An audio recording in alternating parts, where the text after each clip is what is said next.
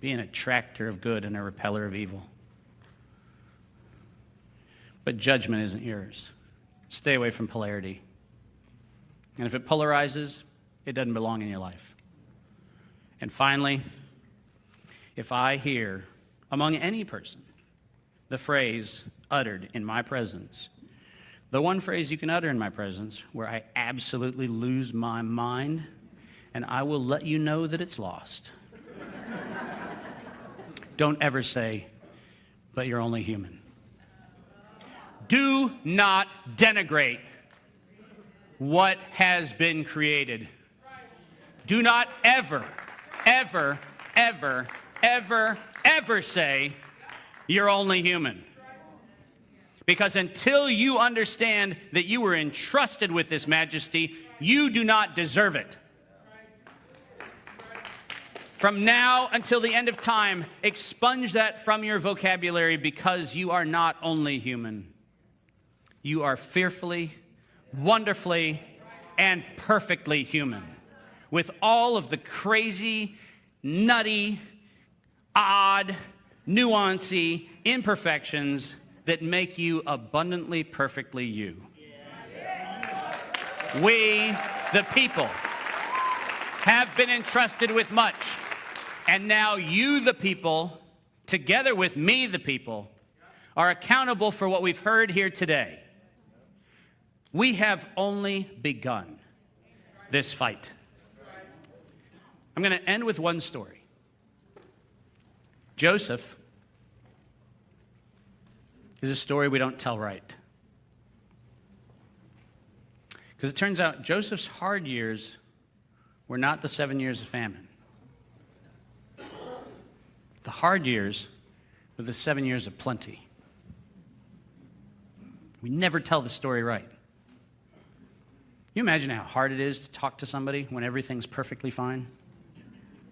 Do you realize that in 2013, when I actually tried to wake the whole world up to this pandemic that was coming, do you know how absolutely terrifyingly alone it was to know that not a single audience anywhere cared? That's the hard years. And for 7 years, I organized all this shit. I had the dirt on everybody. I followed all the money. I did all the research. How does Dave produce so much research? I don't know.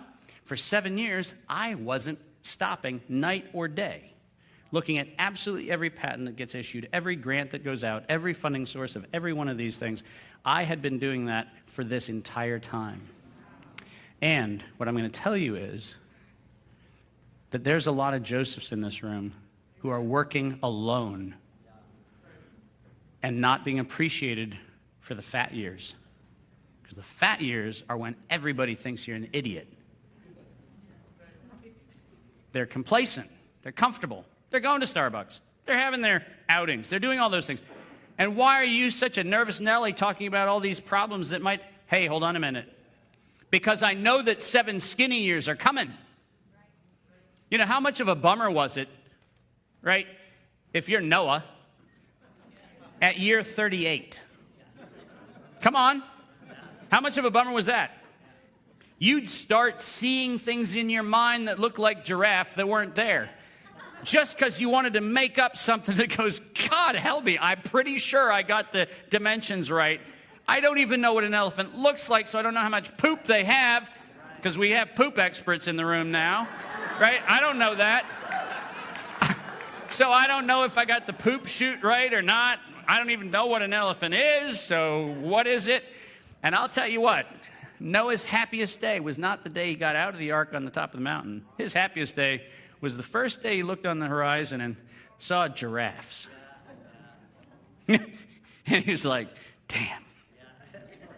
And I feel like sometimes I feel a little bit like Joseph at the end of the 7 fat years, a little bit like Noah at about 39 years and about 11 months. For me, COVID was a giraffe.